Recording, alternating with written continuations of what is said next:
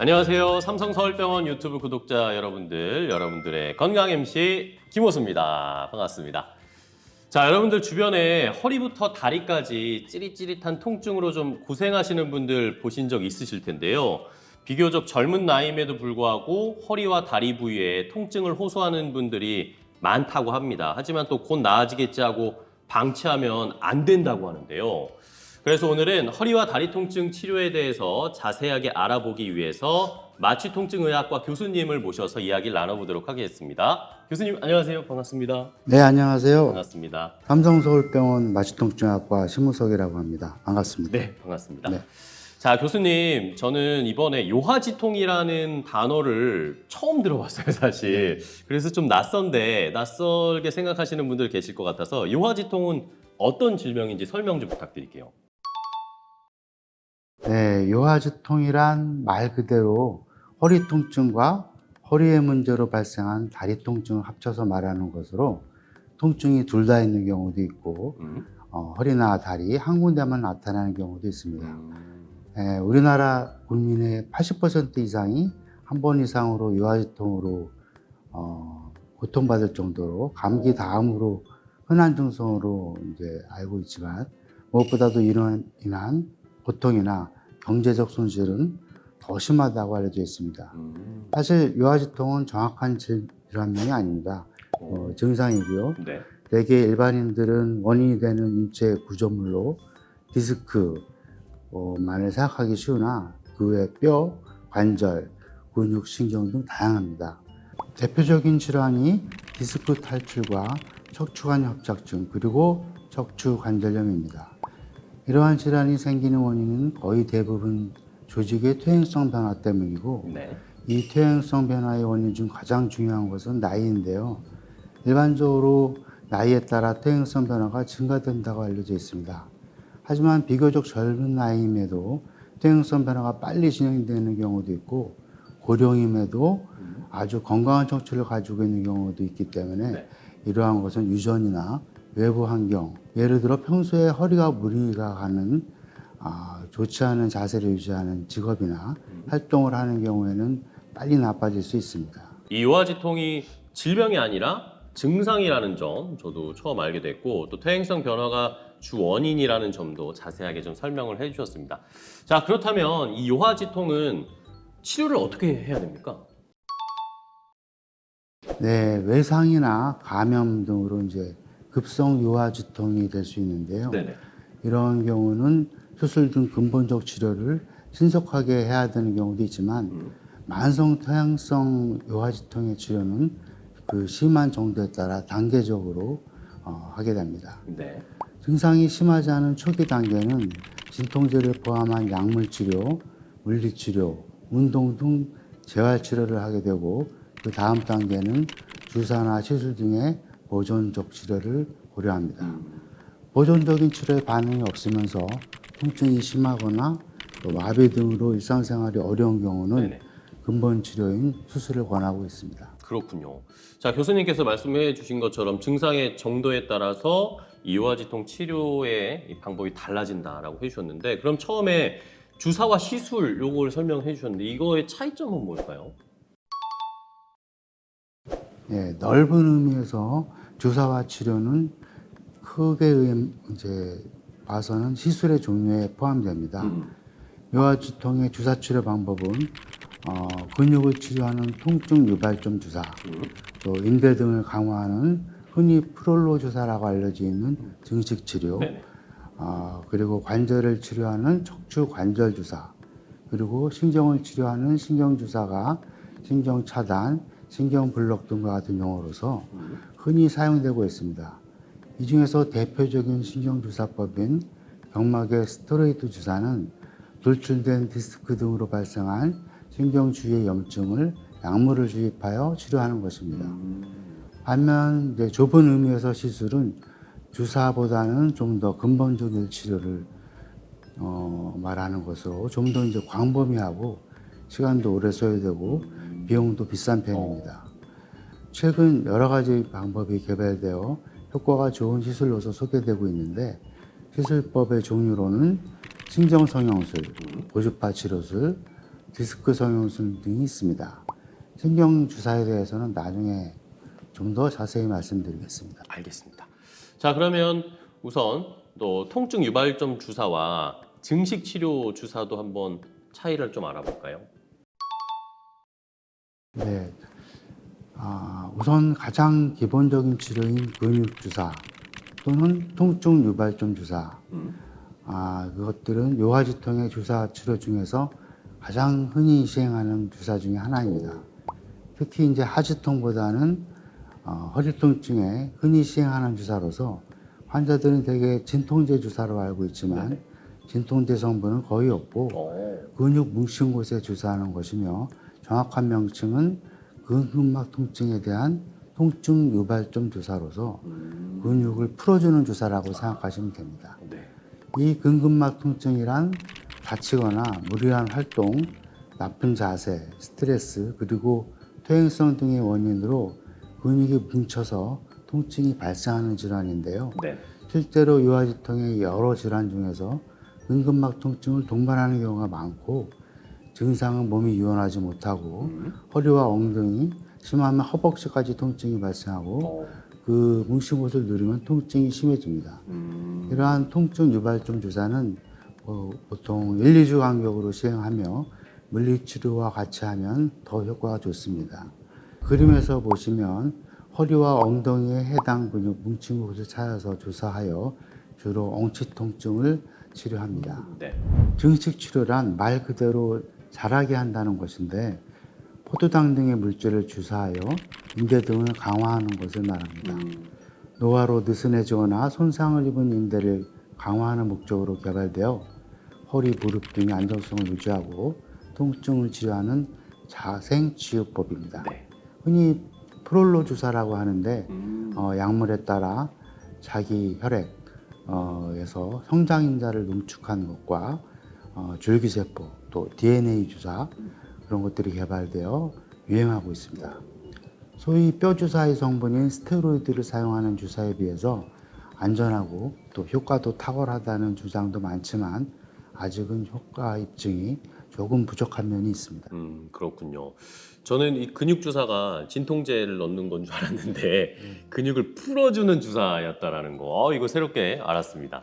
자, 그럼 다음으로는 척추관절 주사와 신경 주사도 좀 설명 부탁드릴게요. 요하지통의 원인은 이제 다양한데 그렇죠. 척추 관절도 요통의 큰 원인으로 약 30% 정도 차지한다고 알려져 있습니다. 관절이라고 말씀드리면 이제 보통 환자분들은 무릎 관절을 말씀하시는 줄 아는데 척추 관절은 허리 뒤에 위치하고 있어서 후관절이라고도 하고 대부분 무릎과 같이 퇴행성으로 나빠집니다. 척추 후관절 염증이 생기면 아침에 활동하기 전에 특히 세수할 때 주로 허리가 아프고 몇 시간 지나면 통증이 호전되는 경우가 있습니다. 네. 통증 부위는 주로 엉덩이와 심하면 엉치, 허벅지로 거쳐서 일반인들이 디스크나 고관절 이상이라고 생각하기도 합니다. 근육 인대와 마찬가지로 이러한 척추 관절은 엑스레이나 MRI로 진단이 어렵습니다. 네. 척추 후관절에 문제가 의심되면 프롤로 주사를 하기도 하지만 관절 주사가 더 흔히 사용됩니다. 관절 주사의 이제 효과가 얼마 지속되지 않는 경우에는 그 관절 신경을 열로 지지는 고주파 치료를 하면 3 내지 6개월 정도 효과를 기대합니다. 환자들이 보통 이제 허리에 주사를 맞았다고 이제 외래 진료 때 말씀하시면 네. 대개는 근육 주사 아니면 신경 주사라고 생각합니다. 허리 신경 주사는 비슷한 의미로 사용되고 있는데 전문 용어로는 앞에서 말씀드린 대로 신경 차단, 신경 블록이라고도 하며 더 정확히 말하면 경막의 스테로이드 주사입니다. 경막외라는 것은 척추 신경과 그것을 보호하는 척추뼈 사이의 공간을 말하고 다리로 가는 신경이 지나가는데 그게 좁아져 있어서 협착으로 인해 통증이 발생하고 오래 걸으면 신경이 피가 통하지 않아서 다리가 저리게 되는데 디스크에 의해 신경이 눌리는 곳에 약물을 투여하여 치료를 합니다. 차단, 블록 등의 용어 때문에 환자분들이나 일반인들은 신경을 자르거나 또 마비시킨다고 오해할 수 있으나 통증을 차단하기 위해서 마취제를 약하게 섞는 것이며 또 진통 소염제인 스테로이드를 함께 신경 주위의 염증을 치료하고 씻어주는 역할을 합니다.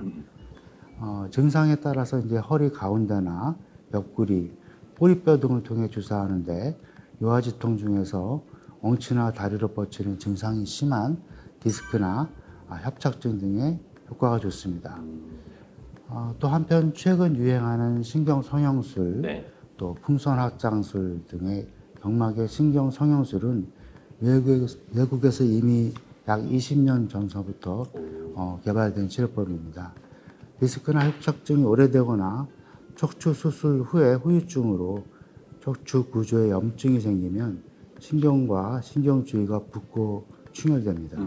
이러한 염증 상태가 오랜 시간 지속되면 경막의 공간에 섬유화, 즉 딱딱해지고 유착이 발생할 수 있습니다. 네. 이러한 변화는 기존의 탈출된 디스크 또 협착증을 악화시키고 몸의 움직임에 따라서 신경이 당겨지거나 눌려서 통증이 매우 심해집니다. 그림에서 보시는 왼쪽 그림은 네. 유착이 심해서 약물이 잘 안 퍼지는 게 보이는데 이 경우 일반 신경 주사로는 효과가 좋지 않은데 이러한 유착을 제거하고 약물을 주입하는 것을 경막의 유착 방미술이라고 하고 최근에는 신경 성형술이라고 합니다. 신경 자체를 성형하는 것은 아니고 그 신경 주위를 성형해서 신경이 눌리거나 엉킨 것을 느슨하게 풀어주는 것이라고 생각하시면 됩니다. 유착을 제거하는 방법은 염증과 유착이 발생한 부위에 특수 카테터를 삽입하고 비교적 많은 양의 국소 마취제와 생리식염수를 투여하여 수압을 이용해서 물리적으로 제거하는 방법, 또 특수 약물을 사용해서 녹이는 방법, 단단하고 방향이 조절되는 카테터를 이용해서 기계적으로 제거하는 방법들이 개발되어 있습니다. 최근에는 카테터 끝에 풍선을 달아서 유착 부위를 확장하는 방법이 국내 의료진에 의해서 개발돼서 사용되고 있습니다. 여러 가지 방법에 따른 효과의 차이는 아직 자세히 밝혀지지는 않았으나 경막의 스테로이드 주사에 비해서는 효과가 좋다고 알려져 있습니다. 하지만 상당히 비싼 가격에 그 비례한 만큼 효과가 있는지는 아직 의문이 남아 있습니다. 자, 아까 교수님이 설명해 주신 신경 성형술이라고 해서 저는 신경을 진짜 성형하는 건 줄 알았더니 그게 아니라 신경을 느슨하게 풀어주는 거였고요. 제가 이렇게 단순합니다. 자, 그러면 이것 말고 설명해 주신 거 말고 또 다른 치료법은 뭐가 있을까요? 네, 이제 그 다음 단계로는 병피적 최소 침수적 시술. 이게 쉽게 풀어 이제 설명하면은 피부를 통해서 네. 최소한의 상처만 내서 시술하는 법에 대해서 설명드리겠습니다. 네. 이것은 피부를 크게 절개하지는 않지만 디스크나 협착, 유착 부위를 열이나 레이저를 통해서 제거하는 시술이며 약물을 주입하는 주사와는 달리 디스크나 인대, 유착 등의 모양을 바꾸거나 제거하기도 하기 때문에 넓은 의미에서는 작은 수술이라고 봐도 무방하고 네. 입원이 필요한 경우도 많습니다.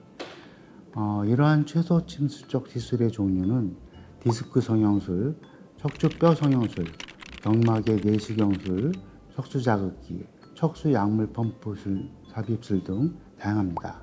이처럼 비교적 최근에 개발된 시술들은 아직 얼마나 효과가 있는지 파악이 부족하나 일부 병원에서는 많은 시술 사례를 통해서 성공률과 효과가 크다고 주장하기도 합니다. 네. 디스크 세균 감염, 또 열에 의한 신경마비 등의 합병증이 있을 수 있으므로 환자 자신이 이 시술에 해당하는지 경험이 풍부한 의사와 충분히 상의할 것을 권고합니다. 그런데 이제 환자에 따라 심한 요하지통으로 이와 같은 시술을 받아도 효과가 없거나 또는 여러 가지 이유로 시술을 할 게 없는 경우 대개 진통제를 복용하게 됩니다. 이러한 환자들은 일상생활에는 제약이 있을 수 있지만 진통제를 통해서 어느 정도 도움을 받고 지내게 됩니다. 우리나라는 서구에 비해서 이제 마약성 진통제를 적게 사용하는 편이지만 해외에서도 중독의 문제로 마약상을 제한하려는 움직임이 있습니다. 네. 그러나 이제 마약을 포함한 여러 진통제도 효과가 부족하고 또 부작용이 심해서 통증이 10점 만점 중에 이제 7점 이상으로 지속되는 경우는 진통 기계를 몸속에 삽입하기도 합니다. 이러한 기계는 크게 두 종류인데 하나는 척수 자극기로 신경을 자극하는 것이고 다른 하나는 진통제를 직접 척수 신경에 주입하는 척수 약물 펌프입니다. 특히 척추 수술을 한 이후에도 지속되는 통증에 효과가 좋고 원활한 신체 활동도 가능하게 해줄 수 있습니다. 몸에 이제 기계를 삽입한다는 것이 이제 좀 어려질 수 있지만 네. 일상생활에는 큰 차이가 없습니다. 목욕도 할 수 있고 수영도 할 수 있고 기술 발달이 이제 잘 돼서 불편함이 많이 개선되었습니다. 다만 이제 기계 가격이 매우 비싼데 최근에는 의료보험 적용이 되는 경우가 많이 확대되고 있습니다. 네네. 장비가 많이 발전하였지만 잘 사용하지 못하면 신경마비 등 상당히 위험할 수가 있어서 숙련된 의사에게 치수를 받아야 합니다. 아직 그 효과와 안정성을 인정하지 않는 의사들도 있지만 꼭 필요한 경우에는 도움이 될 수 있습니다. 자, 요아지통 치료를 위한 다양한 주사 치료부터 시술까지 단계별로 아주 자세하게 교수님이 설명을 해 주셨습니다. 자, 그러면 이런 주사나 시술로 요아지통 완치가 될 수 있는 건지도 궁금해요. 네, 대표적인 경막의 신경 주사를 예로 들자면 네. 효과가 아예 없거나 또 효과가 1년 이상 지속되기도 하는 등 다양한데 보통 일주일 이내에 나타나서 평균 2개월, 3개월 정도 지속됩니다. 얼마나 자주 맞아도 되는지에 대한 그런 기준도 명확하지는 않지만 1년에 4번 이하가 권장되며 스테로이드 용량을 조절한다면 더 자주 시행할 수도 있습니다. 네. 시술의 경우 이제 대표적인 시술인 경막의 신경 성형술의 경우 일반 주사가 효과가 아예 없거나 또는 효과가 너무 짧아서 이렇게 시행하게 되는데 이러한 효과에 대한 정확한 결과들은 아직 많이 나와 있지는 않지만 대략 주사에 비해서 2배에서 3배 정도로 설명드리고 있습니다. 이러한 주사나 시술은 처음에 말씀드린 대로 근본적으로는 보존적 치료이기 때문에 완치는 어렵습니다. 보존적 치료는 통증이나 기능 등 일상생활을 편하게 도와주는 목적이며 그동안 몸이 자연 치유되기를 기다리거나 수술 시기를 늦춰주는 역할을 합니다. 예를 들면 디스크 탈출질의 경우 신경 주사는 디스크의 모양을 바꿀 수는 없고 신경만을 이제 치료하면서 튀어나온 디스크는 자연 흡수되어 치유가 되기를 기다리는 것입니다. 실제로 수술을 하지 않고 몇 년 후 MRI를 재촬영하면 디스크가 좋아지는 경우가 있습니다. 주사나 시술은 어쨌든 보존적인 치료이기 때문에 자연 치유를 좀 유도한다거나 수술 시기를 늦춰주는 역할을 한다는 거 강조를 해주셨어요. 자, 그럼 다음으로 이런 주사나 시술로 혹시라도 부작용이나 뭔가 합병증이 발생하진 않을까 궁금해하시는 분들도 계세요. 네, 여러 가지 시술로 인해 발생할 수 있는 합병증은 효과가 없는 것부터 사망에 이르기까지 아주 다양합니다. 또한 발생 빈도도 대부분 발생하는 주사 부위의 흔한 통증서부터 마치 항공기 사고 확률처럼 드물지만 심각한 합병증까지 다양합니다. 앞서 언급드린 바와 같이 이러한 합병증은 특히 확률적으로 낮은 경우는 실제로 환자분들에게 이제 설명이 부족한 경우도 있고 환자도 이렇게 들어서는 전문 용어이기 때문에 이해를 하지 못하는 경우도 많다고 생각합니다. 시술 중이나 시술 직후 합병증은 대부분 환자나 의료진이 감지할 수 있습니다. 환자도 통증이나 불편함 등을 적극적으로 알려서 의료진이 조치를 취할 수 있도록 해야 합니다. 어지러움, 구역, 또 극심한 통증 등은 신경 손상 내지는 또 잘못된 약물 주입의 결과일 수 있습니다. 의식 저하나 의식 소실, 호흡 저하가 발생하는 경우에는 큰 병원에서 안전한 조치가 소홀하다는 그런 이점이 있습니다. 시술 후 주사 부위 통증 이외에 기존의 통증이 악화될 수 있고요. 시술로 인해 자극받는 경우가 대부분이지만 갑자기 통증이 발생한다든지 점점 심해진다든지 이런 경우에는 진찰을 받아야 됩니다. 또한 새로운 말이 발열 등이 동반된다면 네. 심각한 상황일 수 있으므로 응급실에라도 방문을 해야 합니다. 이러한 경우는 출혈, 감염 등이 의심되는 상황으로 조기 치료가 중요합니다. 피가 고여서 이제 혈종으로 신경이 압박되면은 주로 시술 당일에 감각과 움직임의 저하가 시작됩니다. 반대로 감염의 경우에는 시술 후 수일에서 네. 수개월 이후에도 발생 가능한데 통증의 악화, 감각 저하, 운동 기능의 저하가 점점 진행되고 몸살 기운과 같은 증상이 흔히 동반합니다. 신경 손상, 마비, 감염 등의 심각한 합병증이 발생하면 수개월간 입원이 필요하거나 심지어 사망 사례도 보고되고 있습니다. 심각한 합병증은 이제 매우 드물지만 또 두려워하실 필요는 없습니다. 하지만 의료진이 설명드리는 합병증은 있을 수도 있다는 것을 알아두시고 주의사항이나 안내문 등을 잘 참조하셔야 되겠습니다. 최근에는 엑스레이 등 영상 장비를 촬영하면서 바늘 이추와 약물이 퍼지는 것을 확인하기 때문에 효과와 안정성이 높아졌습니다. 네. 또 주사 전에 미리 혈액 검사를 확인하고 치과 치료처럼 심장병이나 중풍을 예방하는 혈액순환제를 복용 중이라면 미리 끊어야 되는 경우도 있습니다. 심각한 합병증이 뭐 발생하는 건 드문 일이기는 하지만 어쨌든 시술 후에 뭐 통증이나 몸에 이상이 좀 느껴지면 바로 병원에 가시고 또 의료진의 진료가 필요하다는 것은 여러분들도 꼭 아셔야 되겠습니다. 자, 그럼 마지막으로 이 요아지통을 예방하는 방법은 혹시 없을까? 이것도 궁금합니다. 퇴행성 질환의 예방은 사실 어렵습니다. 그런가요? 예. 노화 방지가 이제 쉬운 것은 아닙니다. 그쵸. 그래도 일상생활이나 이제 운동을 통해서 예방하는 것을 권해드립니다. 어르신들께서 이제 가장 힘들고 안 좋은 자세가 설거지, 청소일 등 허리를 구부리고 하는 집안일 그리고 농사일이라고 생각합니다. 그렇죠. 또한 이제 직장인들도 잘못된 자세를 바로잡고 온전히나 사무실에서 근무 시 적절히 휴식을 취해야 합니다. 운동도 무리한 운동을 해서는 안 되고 과격하게 몸을 회전하거나 체중이 실리는 격한 운동을 삼가고 규칙적이고 가벼운 유산소 운동 그리고 가장 중요한 것은 근력 운동입니다. 근육이 받쳐주면 뼈, 관절, 디스크의 기능을 보조할 수 있습니다. 요아지통이 발생하면은 1개월 적어도 3개월 내에는 가까운 의원에 방문하는 것을 권해드립니다. 네.